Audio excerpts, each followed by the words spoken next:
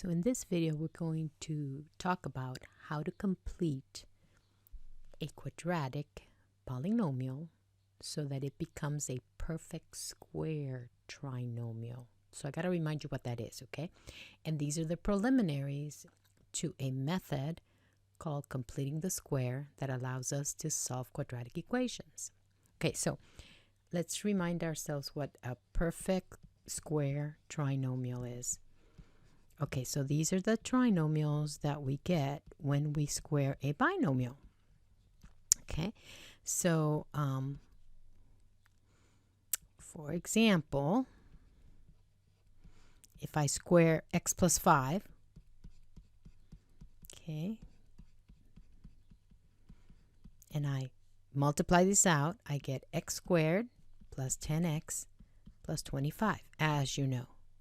And we've discussed previously that the first term of a perfect square trinomial will be a perfect square. This will be a square, this first term, and that the last term will also be a square, and that whatever was squared to get these two terms, so for example, in this case, the x was squared to get x squared, and the 5 was squared to get 25. That when you multiply those two together, the x times the 5, and you double that, then you get this middle term of 10x. So double twice 5 times x will give you the 10x, right? Okay, so let's do one more. 2x plus 3 squared. Okay, so again, if you FOIL this out, you're going to get 4x squared. So notice that, again, this first term in your trinomial is a perfect square, and you got it by squaring the original 2x, right? And then in the middle, you're going to get, well, the outers are going to give you 6x, and the inners are going to give you another 6x. So you're going to get 12x, which was double 2x times 3, which were the two original terms in the binomial over here, right? Okay, and then finally, the last will be 9. So again, the first term is a squared, was 2x. The last term is a squared. I mean, over here is 2x squared. This is 3 squared. And the middle term can be figured out by multiplying the 2x times the 3, which is 6x, and then doubling it. And there's your 12. Okay, so why are we going through all of that review? Well, because now I'm going to give you the first two terms of the perfect square trinomial.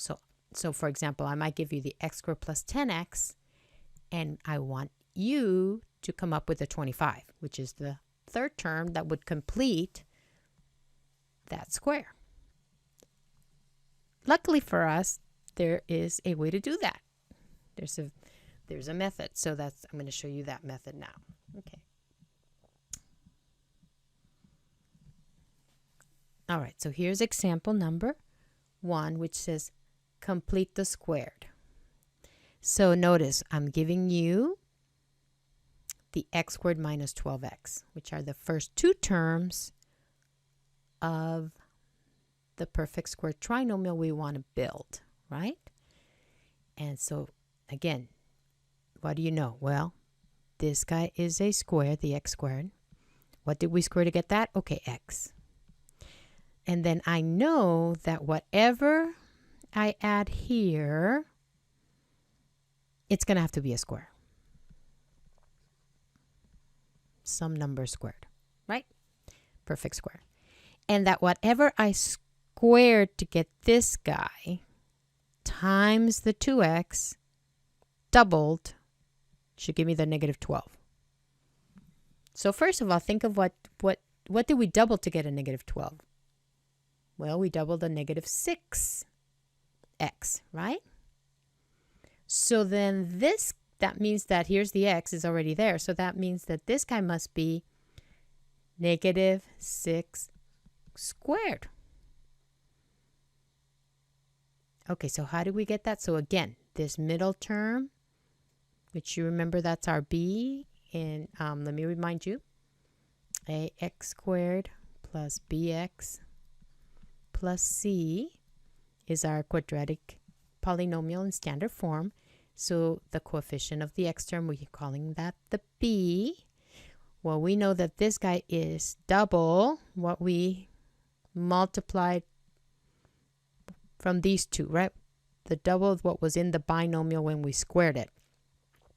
So to get this third term, then we know that we're going to have to take half of b. Okay? And that's how we got the negative 6. And then we square that, and that gives us 36. So the perfect square trinomial that we were building is x squared minus 12x plus 36. Okay, so what if I asked you, how does that factor?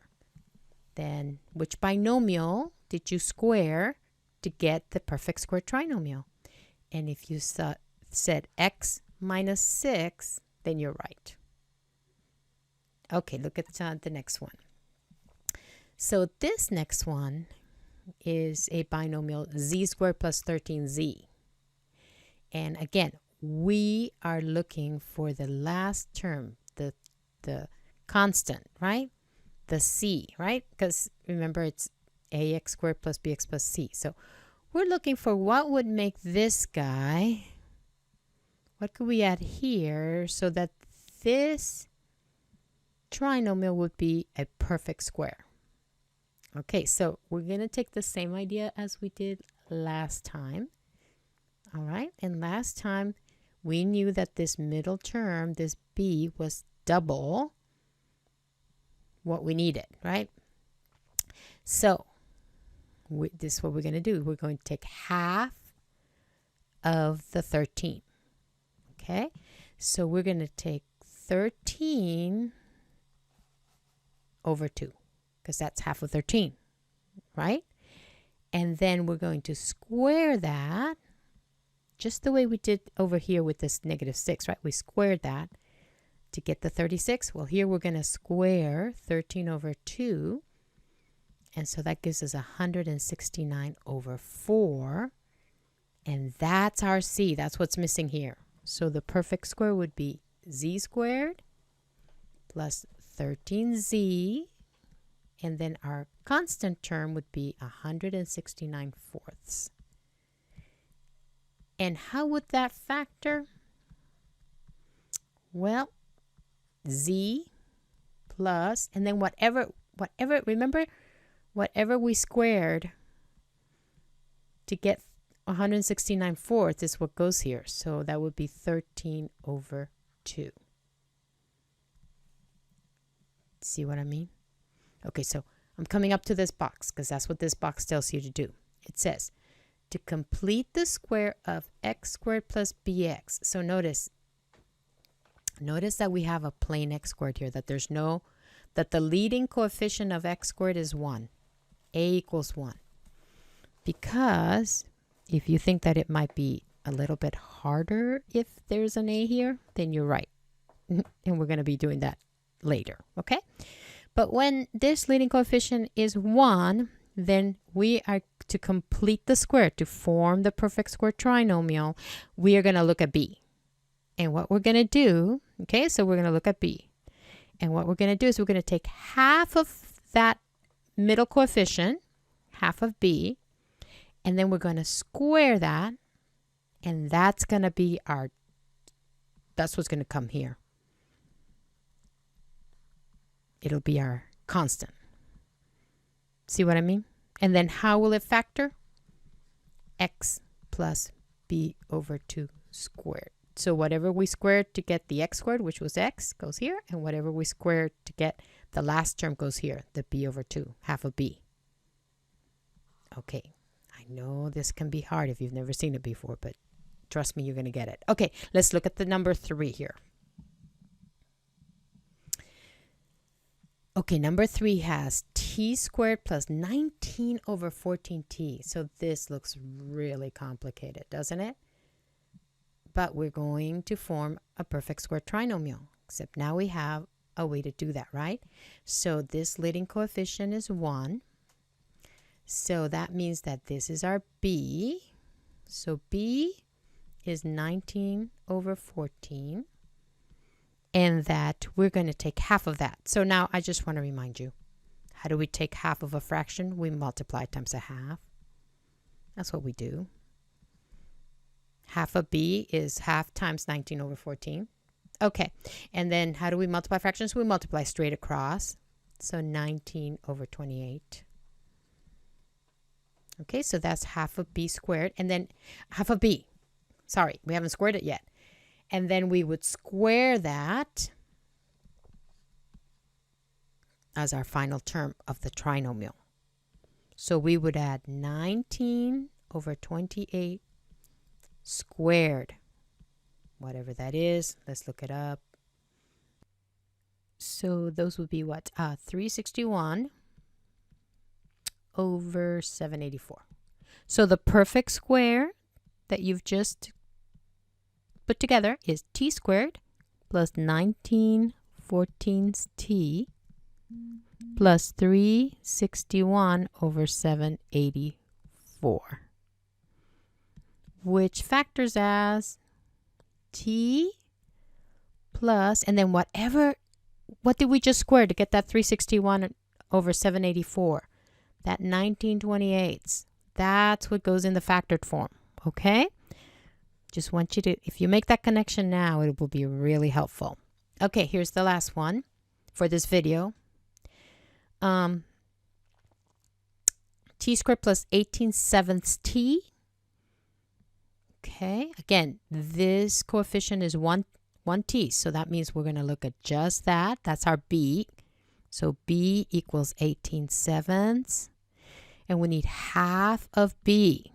So multiply half times 18/7, which of course I see some reducing here. I'm going to do that right now. 2 goes into here once, into here 9 times. Okay, and then we're going to square that. Square 9/7, right? Multiply straight across. Square that is 81/49. So that's what we're going to add. We're going to add the 81/49.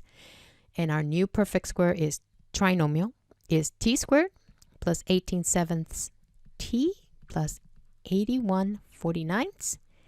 And how does it factor?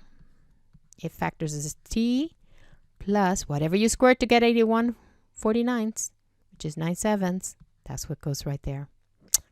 Okay,